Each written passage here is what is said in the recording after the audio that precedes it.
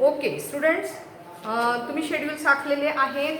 आता तुम्ही काय करायचं आहे, प्रॉब्लेममध्ये मी तुम्हाला सांगितलं होतं की कोणते ॲटम कुठे घ्यायचे आहेत आणि अकॉर्डिंग टू दॅट आपण आता काय करणार आहोत, पोस्टिंग करणार आहोत. ओके, आता फर्स्ट आयटम काय आहे, स्टॉक. स्टॉक मीन्स काय आहे, इथे हा ओपनिंग स्टॉक आहे. ओपनिंग स्टॉक कुठे घेतो, change in inventory. Change in इन्व्हेंटरीमध्ये आपण करणार आहोत. आता चेंज इन इन्व्हेंटरीमध्ये किती लिहिणार आहोत, स्टॉक 68,000. किती नंबर आहे चेंज इन इन्व्हेंटरी, 10 नंबर आहे. बरोबर, मग तिथे लिहून टाका. क्लोजिंग स्टॉकमधून काय करायचं असतं, ओपनिंग स्टॉक लेस करायचा असतो. Closing stock minus opening stock. Closing stock जेव्हा येईल तेव्हा आपण काय करणार, क्लोजिंग स्टॉक आपण तिथे मांडणार. आता ओपनिंग स्टॉक किती आहे आपला, 68,000. हा आपण 68,000 आपण इथे मांडून टाकूया. थोडंसं जागा कमी असल्यामुळे थोडीशी आपली इथे दाटी होते, गर्दी होते. ओके, बरं. फर्निचर अँड फिक्स्चर कुठे येणार, टँजिबल ॲसेट्स. आता टँजिबल ॲसेट आपण कुठं काढल्यात, आता मी इथे काय करणार आहे, सगळेच ॲटम एकदम मांडणार आहे, म्हणजे आपल्याला काय होईल, जागा पुरेल. बरोबर, काय घेतलं होतं आपण, फर्निचर अँड फिक्स्चर. फर्निचर, आता मी फक्त फर्निचर घेते. फर्निचर किती अमाऊंट आहे फर्निचरची, फर्निचर अँड फिक्स्चर 50,000. ओके, इनरला लिहिले 50,000. नेक्स्ट काय आहे, डिस्काउंट कुठे येणार, other operating expenses 4,000. Discount other operating expenses मध्ये 4,000. Okay, next loan to directors, short term borrowing मध्ये येणार. लोन आहे ना, बरोबर. आणि डेबिट बॅलन्स आहे, म्हणजे आपण काय केलेलं आहे, loan to directors 8,000. Short term borrowing मध्ये लोन टू डायरेक्टर्स किती, 8,000. समजलं, 8,000.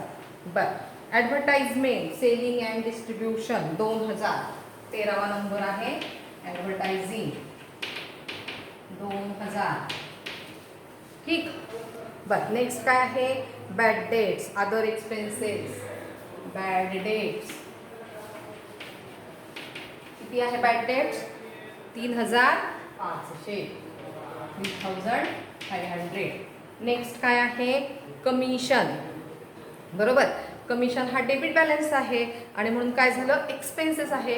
क्रेडिट बॅलन्स असतात तर कमिशन रिसिव्ड असतं. डेबिट म्हणजे काय आहे, कमिशन पेड आहे.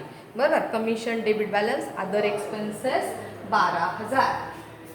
Commission 12,000. Okay, next purchases.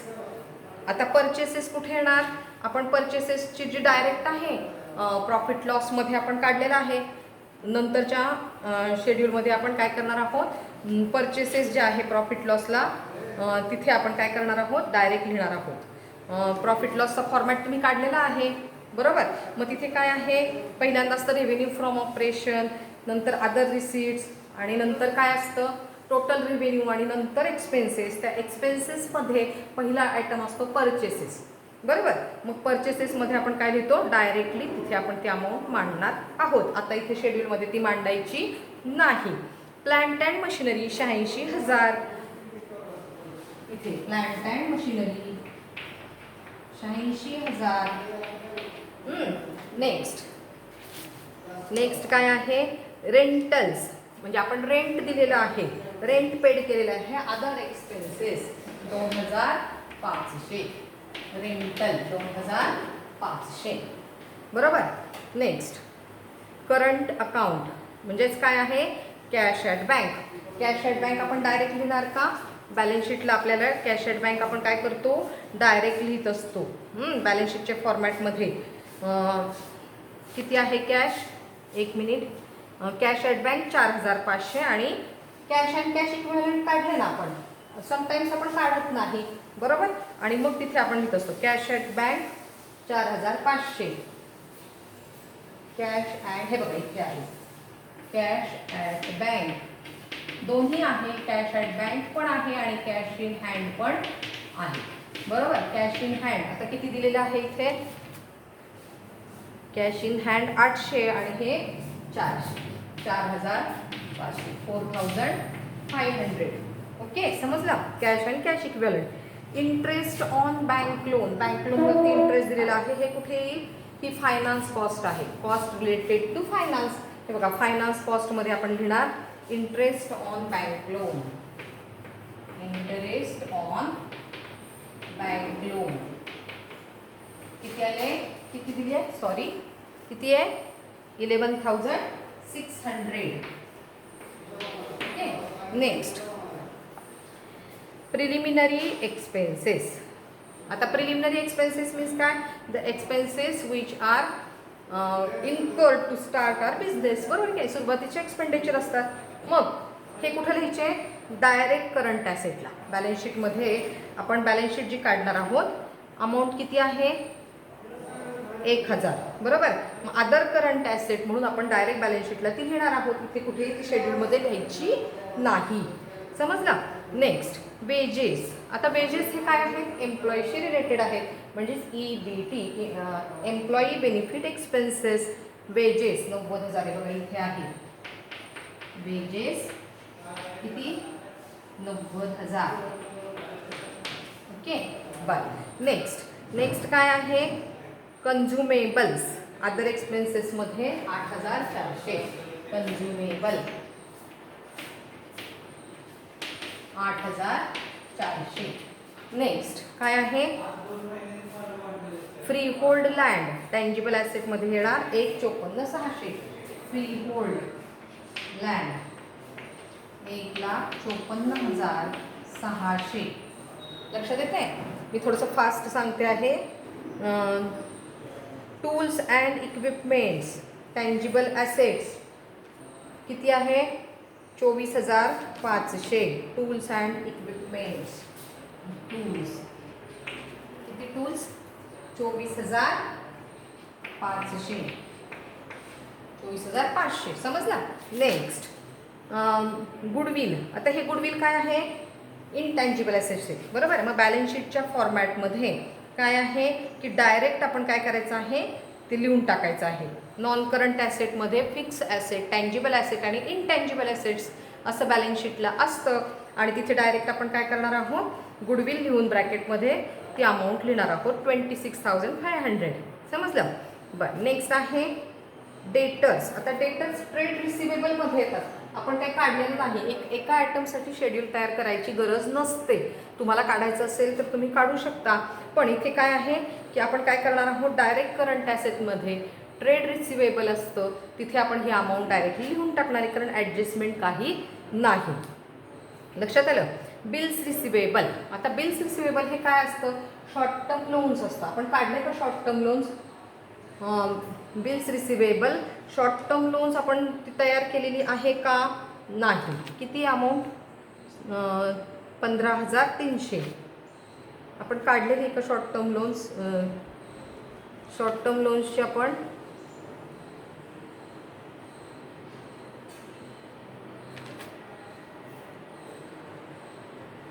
Long term borrowing आहे, कॅश इक्विव्हॅलंट आहे. येस, शॉर्ट टर्म लोन्स आहेत ना आपल्याकडे. किती नंबरची आहे शॉर्ट टर्म लोन्स? 7 नंबर. हे बघा, शॉर्ट टर्म लोन्स इथे लिहून टाकायचे. Bills receivable 15,300. Short term borrowing 15,300. बरं. Short term loans and advances असं नाव देऊया आपण, म्हणजे लक्षात येईल. शॉर्ट टर्म बॉरोइंगपेक्षा short term loans and advances असं नाव देऊ, म्हणजे तुमच्या लक्षात येईल. ठीक. बिल्स रिसिवेबल आपण लिहून टाकलं. नेक्स्ट काय आहे? Dealers add. डीलरला त्याचा सेल करण्यासाठी आपल्याला काही द्यावं लागतं. बॅनर्स द्यावे लागतात, होर्डिंग्स द्यावे लागतात, काही ॲडव्हर्टाइजमेंट, काही डिस्प्लेसाठी काही आयटम्स आपल्याला द्यावे लागतात. त्याला काय म्हणायचं? Dealers aids. बरोबर. तो एक्सपेंडिचर आहे. मग हा other expenditure 2,100. Dealers aids. Okay, लक्षात आलं? Next transit insurance. आपण जेव्हा ट्रान्सपोर्टेशननी माल पाठवत असतो तेव्हा रिस्क असते, काही ॲक्सिडेंट होऊ शकतो, चोरी होऊ शकते, बरोबर, माल खराब होऊ शकतो, डॅमेज होऊ शकतो, म्हणून आपल्याला इन्शुरन्स काढावा लागतो. त्या इन्शुरन्सला काय म्हणायचं? Transit insurance. आणि हा काय आहे? हा अदर एक्सपेंडिचर आहे. म्हणून हा काय करायचा? Transit insurance 3000. Other expenses, transit insurance, बरोबर. ओके. नेक्स्ट ट्रेड एक्सपेन्सेस तिथेच येणार 7200. Trade expenses. Okay. Next distribution freight तिथेच येणार. डिस्ट्रीब्युशन फ्रेट किती आहे? Distribution freight 5400. Next debenture interest. आपल्याला डिबेंचरवरती इंटरेस्ट द्यावं लागतं. Debenture is one type of loan and so it is a cost. He cost कशाशी रिलेटेड आहे? फायनान्सशी रिलेटेड आहे. म्हणून कुठे येणार? Finance cost. डिबेंचर इंटरेस्ट आपण काढले पाहिजे. डिबेंचर इंटरेस्ट किती रुपये आहे? 2000. डेबिट साईड कंप्लीट झालेली आहे. आता क्रेडिट साईड, बरोबर. आता क्रेडिट साईडचं पोस्टिंग आहे इक्विटी शेअर कॅपिटल 2,50,000. इथे आहेच आहे बघा. Equity share capital 2,50,000. Okay. 11% debenture कुठे येणार? Long term borrowing. 11% debentures. 11% debentures किती रुपये आहे? 50,000. Next bank loans long term borrowing 64,500. Bank loan 64,500. Next bills payable. Trade payable काढले बघा आपण इथे. बिल्स पेएबल किती रुपये आहे? Bills payable 12,500. Okay. Next creditors तिथेच येणार. अमाऊंट किती आहे क्रेडिटर्सची? क्रेडिटर्स 15,600. 15,600. सेल्स.